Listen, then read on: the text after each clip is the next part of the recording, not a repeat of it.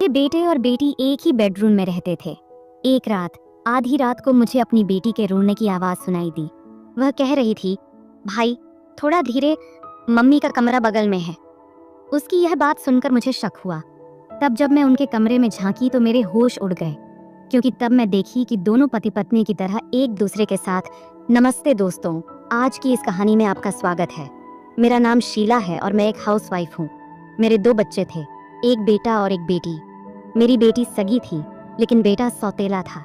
दोनों की उम्र में 3 साल का फर्क था। मेरा बेटा मेरी बेटी से 3 साल बड़ा था।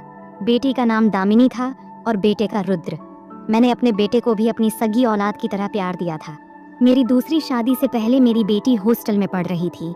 उसने अपने नए पिता और भाई को खुशी खुशी स्वीकार कर लिया था, लेकिन उसने अपनी पढ़ाई हॉस्टल में ही पूरी करने का फैसला किया। बच्चों के फैसलों की वजह से मैं उन पर अपनी बात थोप नहीं पाई।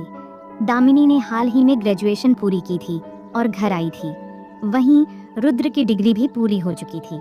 रुद्र ने अपनी बहन से सालों बाद मुलाकात किया था। दोनों भाई बहन जब बड़े हुए तब एक दूसरे से मिले।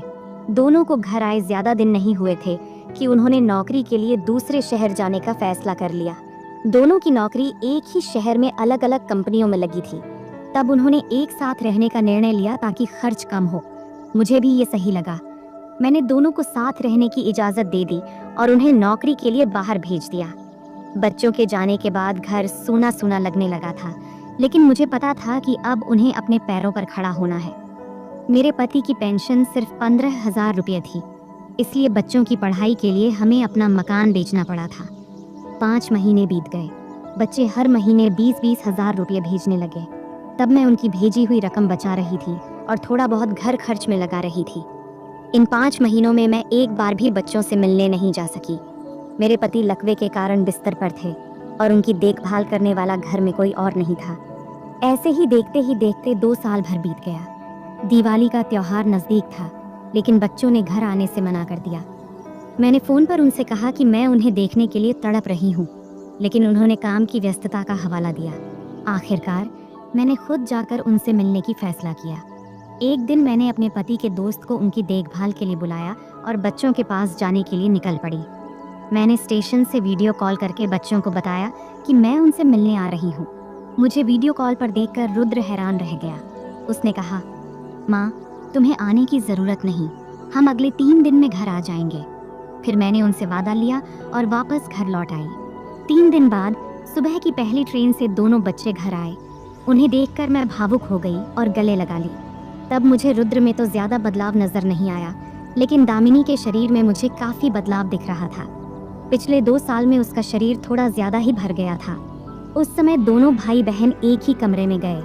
मुझे लगा कि दोनों कमरे में गए हैं तो दामिनी बैग रखकर शायद कमरे से तुरंत बाहर आ जाएगी, लेकिन 1 घंटा हो गया, फिर भी वे दोनों कमरे से बाहर नहीं आए। इसलिए मैं ही चाय नाश्ता लेकर बच्चों के कमरे में गई। मैंने उनसे कहा, तुम दोनों अब इसी कमरे में रहोगे क्या? घर की छत पर एक और कमरा है रुद्र, तुम वहाँ जाकर रहो और इस कमरे में दामिनी को रहने दो। तब रुद्र बोला, नहीं, मैं दामिनी के बिना नहीं रह सकता। अब पिछले 2 साल से हम दोनों को साथ रहने की आदत हो गई है, हम इस कमरे में एडजस्ट कर लेंगे। रुद्र की बात सुनकर मुझे थोड़ा अजीब लगा। तब मैंने दामिनी से कहा, दामिनी अब तुम छोटी नहीं रही हो और तुम्हारा भाई भी छोटा नहीं है। एक ही कमरे में रहना क्या सही है? और अगर तुम्हें कभी अपने कमरे में अकेले रहना हो तो कैसे एडजस्ट करोगी? तब दामिनी बोल पड़ी, माँ जिस शहर में हम काम कर रहे थे वहाँ 2 कमरे के फ्लैट का किराया बहुत ज़्यादा है, इसलिए हम पिछले 2 साल से एक ही कमरे में रह रहे हैं। अब जब वहाँ एडजस्ट कर सकते हैं तो यहाँ क्यों नहीं कर सकते? तुम बिल्कुल चिंता मत करो, हम अपना ध्यान रख लेंगे। बच्चे एक ही कमरे में रहने को तैयार थे तो मैंने ज़्यादा जोर नहीं दिया। उस दिन मैं सारा दिन काम में व्यस्त थी। दिन में रुद्र की पसंद का खाना बनाई और रात में दामिनी की पसंद का। रात में मैंने दामिनी की पसंद के चटपटे पकवान बनाए, लेकिन उसने पहले की तरह खाना नहीं खाया, वरना वह तो थाली साफ कर देती थी। अचानक मुझे उसका खाना कम लगने लगा। तब मैंने उससे पूछा तो उसने कहा, माँ अब मुझे ये चटपटा खाना पसंद नहीं, मुझे अब मेस के साधारण खाने की आदत हो गई है, तुम कल से वैसा ही साधारण खाना बनाना। तब मुझे बच्चों में बहुत जल्दी बदलाव नजर आया। बाहर रहने से उन्होंने हर परिस्थिति में खुद को ढाल लेना सीखा था। घर आने के बाद से मैं देख रही थी कि दोनों भाई बहन एक दूसरे से दूर नहीं हो रहे थे। दामिनी जहाँ होती, रुद्र वहीं आकर बैठ जाता। उस रात जब मेरे पति सो गए तो मैं बच्चों के कमरे में गई। मेरा और उनका कमरा पास पास था। मैं उनसे थोड़ी बात करने गई थी। जैसे ही मैं उनके कमरे में पहुंची, देखी कि रुद्र दामिनी का हाथ पकड़कर बैठा था।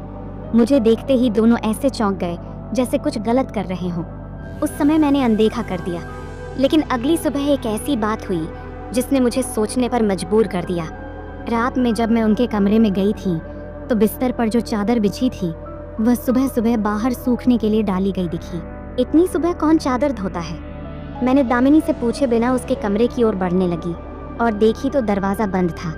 तभी पीछे से रुद्र ने आवाज़ लगाया, माँ, नाश्ते में क्या बनाया है? वह कमरे के दरवाजे से बाहर आकर पूछ रहा था। मैंने उससे पूछा, तुम्हारे कमरे की चादर बाहर किसने डाली? इतनी सुबह क्यों धोए? रुद्र मेरा सवाल सुनकर घबरा गया। उसकी नज़रें बार बार दामिनी की ओर जा रही थीं। तब दामिनी आगे आकर बोली, माँ, वो चादर मैंने धोई है। उसमें धूल की वजह से मुझे छींकें आ रही थीं, इसलिए सुबह सुबह धो दिया। मैंने कहा, दामिनी, चादर में धूल कैसे हो सकती है? जब तुम दोनों घर आने वाले थे तो मैंने पर्दे से लेकर चादर तक सब कुछ साफ किया था। दामिनी मेरे सवालों का जवाब देते वक्त हड़बड़ा गई। उसके चेहरे के भाव बता रहे थे कि वह कुछ छिपा रही है। तब रुद्र ने कहा, माँ, मुझे बहुत भूख लगी है और यहाँ तुम बेडशीट और न जाने क्या क्या चर्चा कर रही हो। अब तुम मुझे खाना बनाकर दोगी या मैं बाहर जाकर नाश्ता कर लूँ? यह सुनकर मैं चर्चा छोड़कर किचन में नाश्ता बनाने चली गई। बाद में काम के कारण वह बात मेरे दिमाग से निकल गई। मुझे अपने दोनों बच्चों के व्यवहार में बहुत बदलाव दिख रहा था। दामिनी जो पहले मुझसे बातें करती थी, अब ज़्यादातर अपने कमरे में ही रहती थी। वह मेरे सामने ज़्यादा देर रुकती ही नहीं थी। उस दिन शाम को खाना खाते समय अचानक दामिनी की तबीयत बिगड़ गई। खाना शुरू करते ही वह थाली की ओर देखने लगी और थोड़ी ही देर में उसे मिचली आने लगी। वह बाथरूम की ओर दौड़ी और रुद्र भी उसके पीछे चला गया। मुझे समझ नहीं आया कि दामिनी को अचानक क्या हुआ। मैं भी बाथरूम के पास गई। तब तक रुद्र उसे सहारा देकर बाहर ला रहा था। रुद्र का दामिनी को सहारा देने का तरीका मुझे अजीब लगा। उसका एक हाथ दामिनी के कंधे पर और दूसरा उसकी कमर पर था। यह देखकर मुझे अच्छा नहीं लगा, लेकिन मैंने कुछ कहा नहीं। दामिनी को बाहर ले जाने के लिए मैं खुद उसके पास गई और उसका हाथ पकड़कर उसे हॉल में ले आई। फिर मैंने दामिनी को पानी दी और पूछी, तुझे अचानक मिचली क्यों आने लगी? खाना शुरू करने से पहले ही मिचली? मेरे सवाल का जवाब रुद्र ने दिया, माँ, उसने कमरे में बैठकर तेल मसाले वाले चिप्स खा लिए थे। जाहिर है अब मिचली आएगी ही। दामिनी ने भी उसकी बात का समर्थन करते हुए कहा, हाँ माँ, मैंने चिप्स खा लिए थे। अब मैं कोशिश करूंगी कि ऐसा ना करूं। तब मैंने पूछा, अब ठीक लग रहा है ना? चल थोड़ा खा ले और फिर आराम कर। दामिनी बोली, माँ, मैंने बहुत चिप्स खा लिए हैं, अब भूख नहीं है। मैं सोने जा रही हूँ, तुम खाना खा लो। इतना कहकर वह अपने कमरे में चली गई। उसके जाने के बाद मैंने और रुद्र ने साथ में खाना खाया। खाना खाकर वह भी अपने कमरे में चला गया। दामिनी का बिना खाए सो जाना मुझे परेशान कर रहा था। सोने से पहले मैं उसके लिए दूध लेकर गई। बच्चों ने रात के 9 बजे ही कमरे का दरवाज़ा बंद कर लिया था। मैंने दरवाज़ा खटखटाया तो रुद्र ने दरवाज़ा खोला। फिर अंदर देखी तो दामिनी सोई हुई थी, लेकिन रुद्र जाग रहा था। दामिनी को गहरी नींद में देखकर मैंने उसे उठाया नहीं और कमरे से बाहर आ गई। बाहर निकलते समय मेरी साड़ी का पल्लू दरवाजे में फंस गया। जब मैं उसे निकालने की कोशिश कर रही थी तभी दामिनी की आवाज़ सुनाई दी। वह रुद्र से कह रही थी, भाई, माँ चली गई क्या? मतलब वह सोने का नाटक कर रही थी। यह सुनकर मैंने तुरंत दरवाज़ा खटखटाई। रुद्र ने दरवाज़ा खोला और पूछा, माँ, अब क्या काम है? मैंने कहा, तुम दोनों के बीच क्या चल रहा है दामिनी? झूठ बोलकर सोने का नाटक क्यों कर रही थी?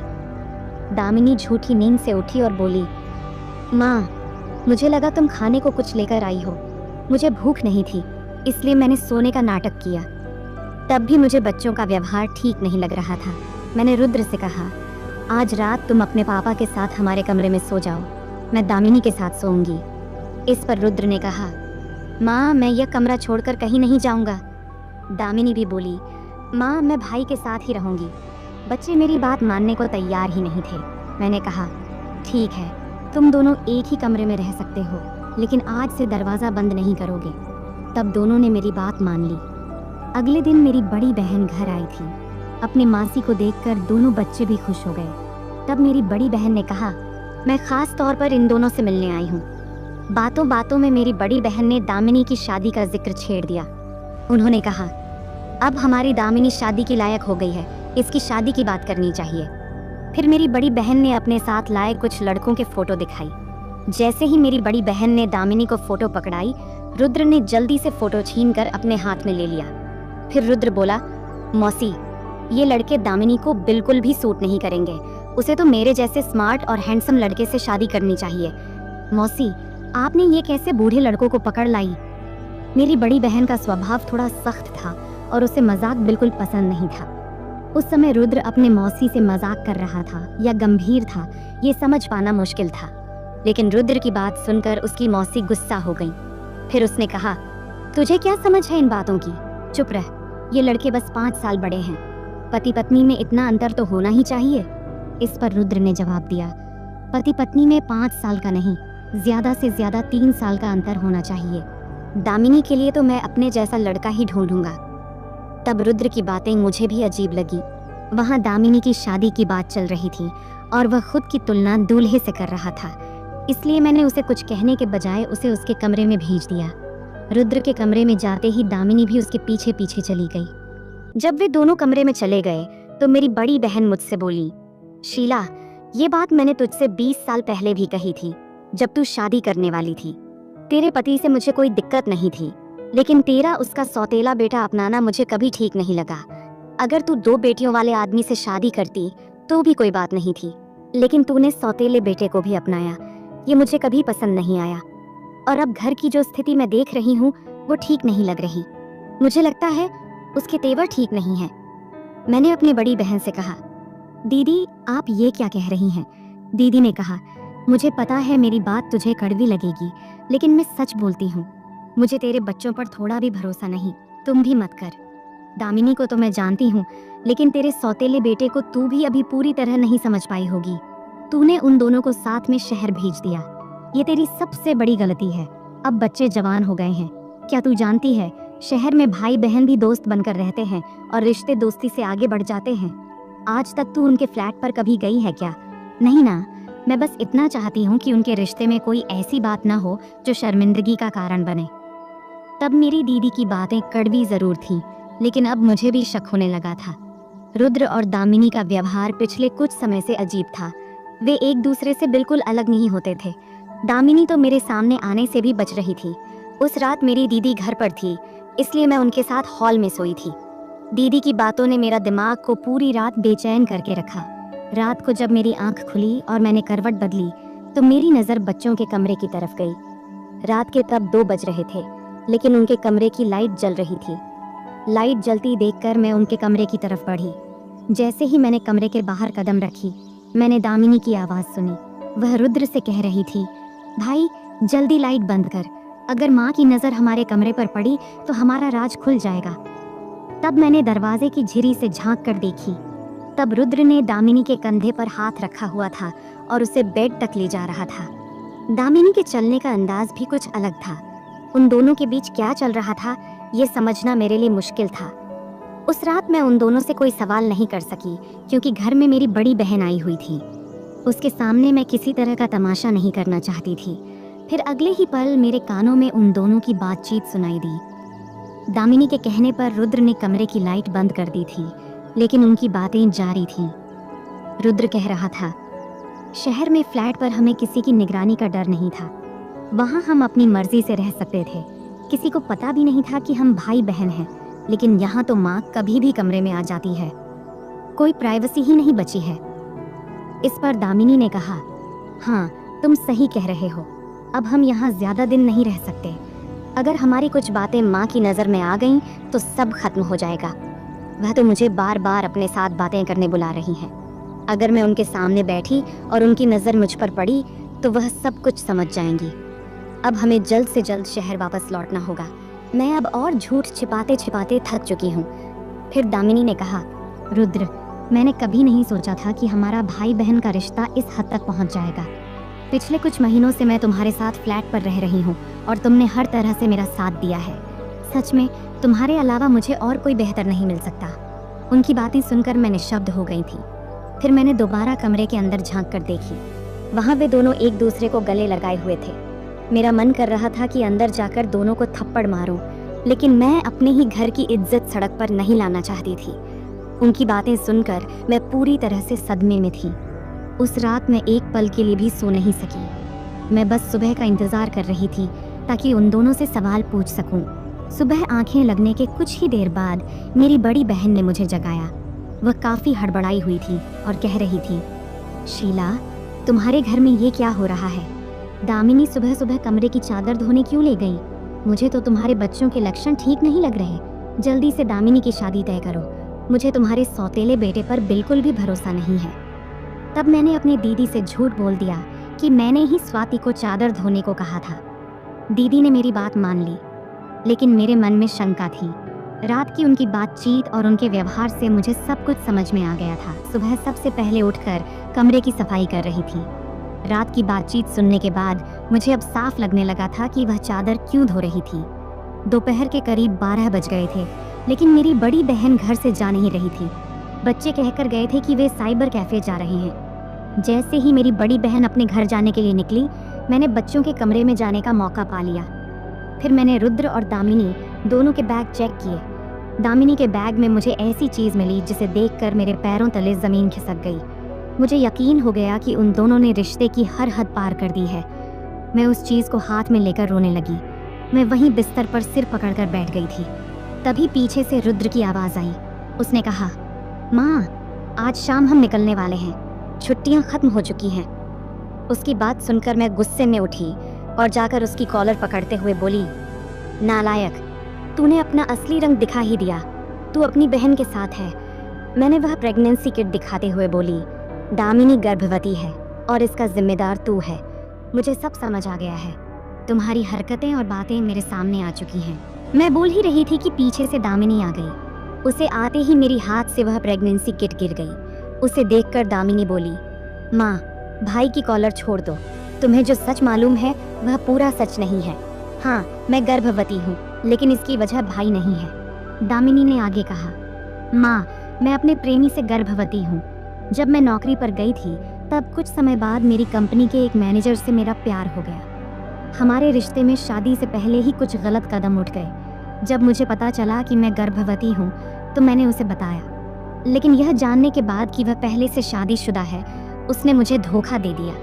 उस धोखे के कारण मैं आत्महत्या करने जा रही थी, लेकिन भाई ने मुझे रोका। उन्होंने मेरी हालत समझी और मुझे सहारा दिया। कुछ महीनों से मैंने नौकरी छोड़ दी है। जब मैं गर्भपात कराने गई तो रिपोर्ट से पता चला कि अगर मैंने गर्भपात किया तो मैं आगे कभी माँ नहीं बन पाऊंगी। उस समय भाई ने मुझे बहुत हिम्मत दी। उन्होंने कहा, माँ बनना एक औरत के जीवन की सबसे बड़ी बात होती है। मैं तुम्हारा विवाह ऐसे व्यक्ति से कराऊंगा जो तुम्हारे बच्चे को भी स्वीकार करेगा। अगर ऐसा इंसान न मिला तो मैं खुद तुम्हारे बच्चे की जिम्मेदारी लूंगा। माँ, आज सुबह मौसी ने जो बेडशीट को लेकर तुम्हें कुछ कहा, मैंने वह भी सुना था। प्रेगनेंसी के कारण मुझे कई बार रात में उल्टियाँ हो जाती हैं। बेडशीट गंदी हो जाती है और सुबह सुबह मैं उसे धो देती हूँ ताकि तुम्हें पता न चले। भाई मेरे लिए सिर्फ भाई नहीं है, वह उससे बढ़कर हैं। उन्होंने मुझे माता पिता और भाई की तरह संभाला है। माँ, प्लीज़ उन पर ऐसा आरोप मत लगाओ। दामिनी के मुंह से यह सब सुनकर मुझे अपनी ही सोच पर शर्म आने लगी। मैं उसे सौतेला समझती रही, लेकिन उसने अपनी बहन को सगी बहन से भी बढ़कर प्यार और सम्मान दिया। उसने बड़ी समझदारी से इस स्थिति को संभाला, बिना माता पिता को कुछ भी पता चले बिना। अपनी गलती स्वीकारते हुए मैंने रुद्र से माफ़ी मांगी और दामिनी को भी उसकी गलती के लिए माफ़ कर दिया। उसके बाद मैंने उसकी देखभाल करनी शुरू की। रुद्र ने जो वादा किया था उसे निभाते हुए उसने दामिनी का विवाह ऐसे व्यक्ति से कराया जिसने उसके बच्चे को भी अपनाया। इस तरह रुद्र ने न केवल भाई का कर्तव्य निभाया बल्कि घर का मुखिया होने का भी फर्ज पूरा किया। तो दोस्तों, कैसी लगी मेरी ये कहानी? अगर मेरी ये कहानी आपको अच्छी लगी तो कमेंट सेक्शन में जरूर बताइएगा, और ऐसी ही कहानी और सुनने के लिए मेरे चैनल भाभी की कहानी को सब्सक्राइब करें। फिर मिलूंगी एक नई और कहानी के साथ। तब तक के लिए बाय।